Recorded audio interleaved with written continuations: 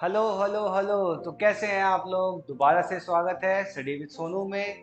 आज हम पढ़ने वाले हैं क्लास 10th का chapter number 7 which is coordinate geometry. सुनने में लग रहा है कि थोड़ा सा डिफिकल्ट होगा बट काफ़ी ज़्यादा ही आसान है। और इस टर्म में तो मेरे ख्याल से इस बार का जो सिलेबस है उसमें शायद 2 ही एक्सरसाइज आ रही है, लास्ट एक्सरसाइज नहीं आ रही है। तो हम भी देखेंगे, अगर बच्चों ने कहा कि तीसरी एक्सरसाइज करा दो तो वो करेंगे। अदरवाइज 2 एक्सरसाइज करके और फिर उसके बाद हम लोग प्रैक्टिस कर लेंगे। ठीक है, तो कोऑर्डिनेट ज्योमेट्री का पहले मैं आपको मतलब बता दूं। अब कोऑर्डिनेट मतलब होता है आपका तालमेल। आपको पता ही होगा कोऑर्डिनेशन, कोऑर्डिनेशन बिटवीन समथिंग दो तीन चीजों के बीच में जो आपका कोऑर्डिनेशन होता है दैट इज कॉल्ड कोऑर्डिनेट। अच्छा जी, इसके बाद जिमेट्री। जिमेट्री मतलब क्या होता है? Geometry relates to lines, angles और you can say curve on any surface. किसी सरफेस के ऊपर जब हम लाइंस, एंगल्स, इन सब चीजों के बारे में पढ़ते हैं उसे ज्योमेट्री कहा जाता है। ठीक है, और तालमेल, ज्योमेट्री का तालमेल, इसका मतलब कोऑर्डिनेट ज्योमेट्री। ठीक है, तो हम इसमें क्या पढ़ने वाले हैं? आपने एक चीज सुनी होगी जिसे कहा जाता है कार्टेशियन प्लेन। नहीं तो आपने कहा होगा, आपको पता होगा ग्राफ पेपर के बारे में, वो सबको पता होगा। ठीक है, तो जो ग्राफ पेपर है उस पे हम सीखने वाले हैं आज कि कुछ लाइंस, कुछ पॉइंट्स अगर हम बनाते हैं तो उनके बीच में कोऑर्डिनेशन और यू कैन से डिस्टेंस और भी बहुत सारी चीजें जो कि हम इस चैप्टर में पढ़ने वाले हैं। तो अभी के लिए थोड़ा सा इसे मिटा देते हैं, थोड़ा और आते हैं आगे।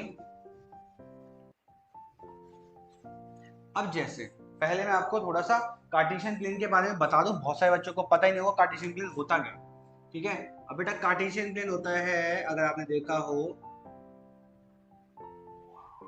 कुछ इस तरीके का होता है कार्टेशियन प्लेन। ठीक है, इसमें अब इसको मैं बच्चों को कैसे बताता हूँ। इसमें एक वर्टिकल लाइन है, एक हॉरिजॉन्टल लाइन है।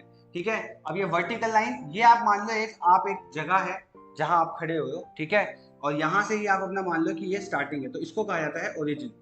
क्या कहा जाता है? ओरिजिन।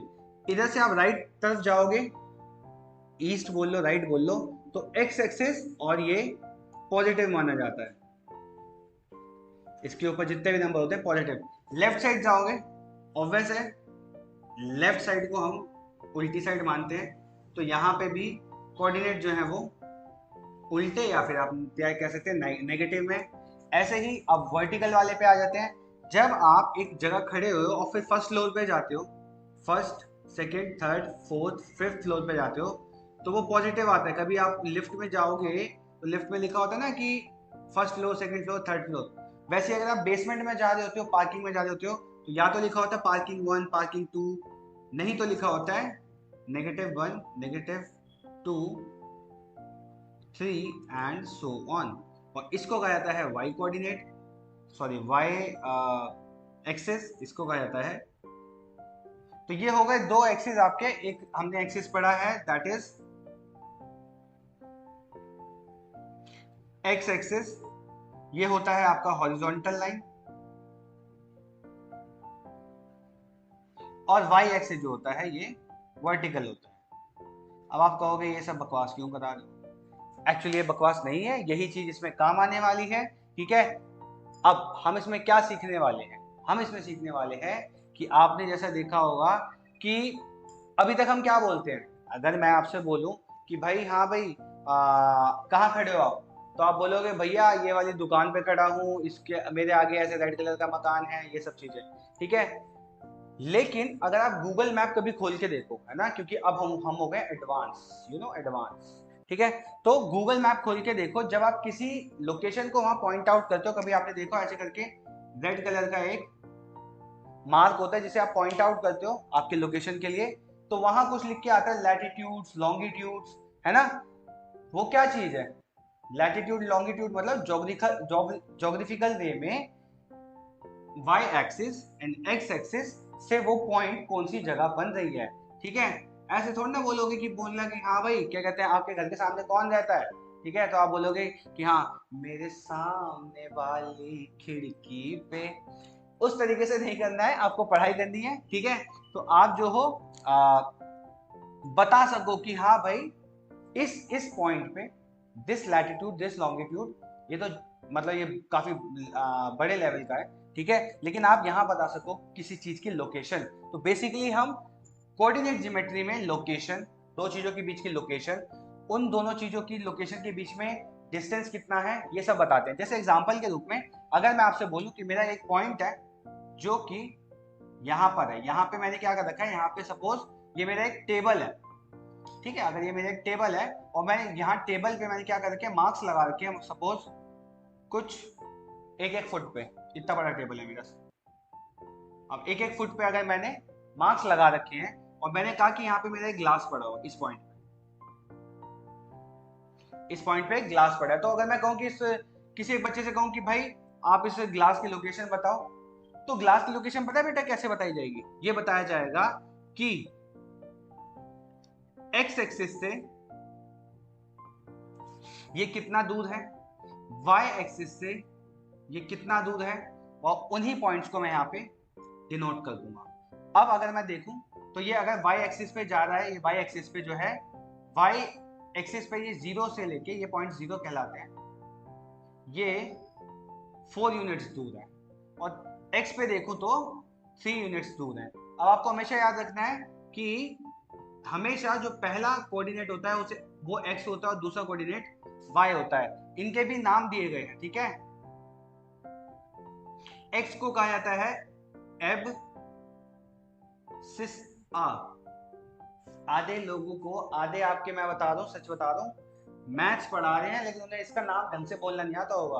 वो क्या बोलेंगे, एबीसिका, एबीसीसी से सा, पता नहीं क्या बोलते हैं। दिस इज एफ सी सह, ठीक है, एफ सी सह, और ये होता है आपका कोऑर्डिनेट।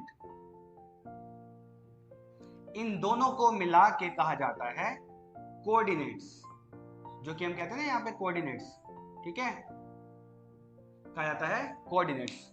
आई होप आपको समझ आया होगा यहाँ तक, ठीक है। और थोड़ा सा हम अब आगे कर लेते हैं, इसको मैं मिटा देता हूं।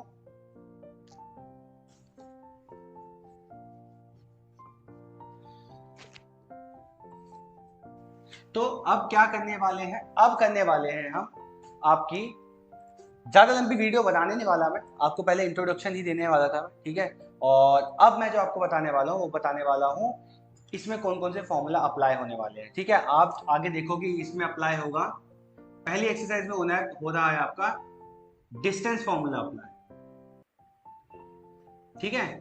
दूसरी एक्सरसाइज में हो रहा है सेक्शन फॉर्मूला अप्लाई, ठीक है। अब डिस्टेंस फॉर्मूला होता क्या है, ठीक है। डिस्टेंस फॉर्मूला होता है कि अगर मैं बोलूं, दोबारा से हम कार्टेशियन प्लेन बनाते हैं, ठीक है, 1 2 3 4 डिग। मैं यहाँ पे अभी नंबर नहीं लिख रहा हूँ, आपको जल्दी बताने के चक्कर में आपका टाइम वेस्ट नहीं होना चाहिए। Time is so precious thing, एक बार चला गया तो वापस नहीं आएगा। अब सपोज आप यहाँ खड़े हुए हो, ठीक है, मैं यहाँ खड़ा हुआ हूँ। अब हमें नहीं पता कि हम कहाँ कहाँ खड़े हुए हैं, ठीक है। मुझे आपकी एग्जैक्ट लोकेशन नहीं पता, आपको मेरी एग्जैक्ट लोकेशन नहीं पता, लेकिन अगर आप गूगल में डालोगे, मैं अगर आपको लोकेशन भेजूंगा अपनी, तो गूगल साफ साफ बता देगा कि भैया ये वाला रास्ता है,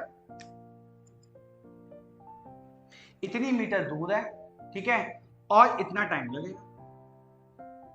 तो यही चीज हम यहाँ सीखने वाले हैं। इतने होशियार हो जाओगे, बताओ, तुम गूगल को कंपटीशन देने लग जाओगे, ठीक है। तो क्या करेंगे हम यहाँ पे यहाँ के जो पॉइंट्स हैं और जो यहाँ के पॉइंट्स हैं, इनके कॉम्बिनेशन से अभी बताऊंगा, वो कॉम्बिनेशन मतलब उसे डिस्टेंस फॉर्मूला में अप्लाई करेंगे, तब हमें निकल के आएगा कि क्या चीज है ये। अब अगर आप ध्यान से देखो, अगर मैं इसे और एक अलग तरीके से समझाऊं तो ये कुछ भी नहीं है, ये वही चीज है जो आप पहले सीख चुके हो। देखो यहाँ से, देखो ध्यान से, अगर मैं यहाँ से एक लाइन बना दूं, ठीक है, तो देख रहे हो यहाँ पे क्या बन गया, एक 90 डिग्री बन गया, और ये हो गया परपेंडिकुलर, ये हो गया बेस, और ये हो गया हाइपोटेन्यूस, ठीक है।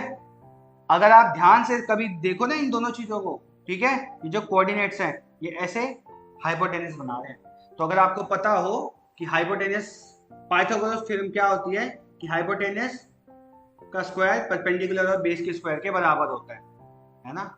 ठीक है, तो ये जो दो चीजें हैं यही काम आने वाली है हमें डिस्टेंस फॉर्मूला में। आप कहोगे हैं कैसे, अभी सिखाते हैं, ठीक है। बस आपको ये पता होना चाहिए। देखो कैसे, आप पहले क्या करोगे, अगर आपको हाइपोटेनस भी निकालना है तो आप क्या करोगे, पहले आप निकालोगे यहाँ पे परपेंडिकुलर कितना है। तो परपेंडिकुलर कैसे निकालोगे, यहां से यहां तक का डिस्टेंस है ना। मतलब ये देखो ये क्या है, अगर मैं इसको x1 मान लूं, इसको y1 मान लूं, इसको x2 मान लो, इसको y2 मान लो, है ना। मैं इतना डीप इसलिए समझा रहा हूं कि एक बार अगर आपने देख लिया दिमाग में घुस जाएगा, फिर कोई जानबूझ के भी नहीं निकाल पाएगा। समझ आई, बहुत अच्छे से समझ आ जाएगा।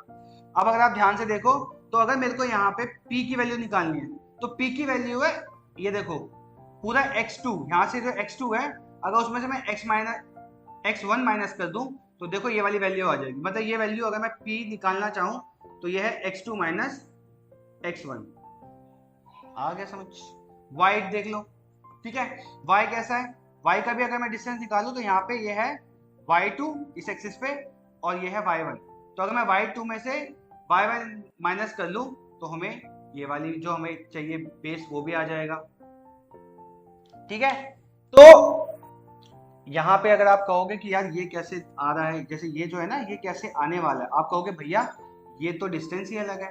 तो अगर आप x2 सॉरी y2 में से जब y ये माइनस वाला है ना, जब आप इन दोनों को माइनस करोगे तो आपका बेस भी एग्जैक्ट आ जाएगा कितना आना चाहिए था। तो यहाँ हम देखेंगे ये है y2 माइनस y1 बेस।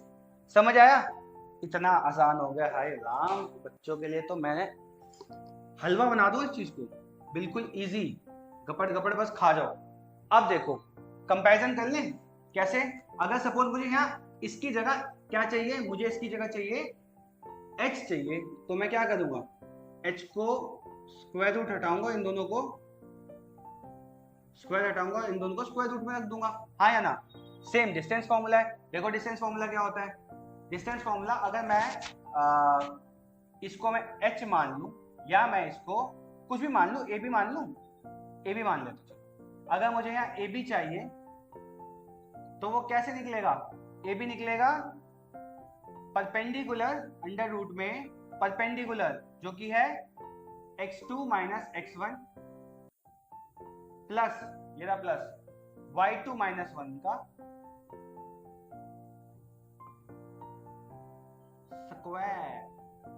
ये पता ही नहीं कोई टीचर आपको बताएगा नहीं बताएगा, लेकिन देखो कितने आसानी से ये हो गया है ना, कितना आसान है ना। मतलब कि अगर डिस्टेंस फॉर्मूला अप्लाई हम कर भी रहे हैं, ठीक है, तो अगर बाई चांस दिमाग से निकल भी जाए तो इस तरीके से आप खुद से खुद बना सकते हो फॉर्मूला। कितना आसान हो गया, आ गया समझ या नहीं।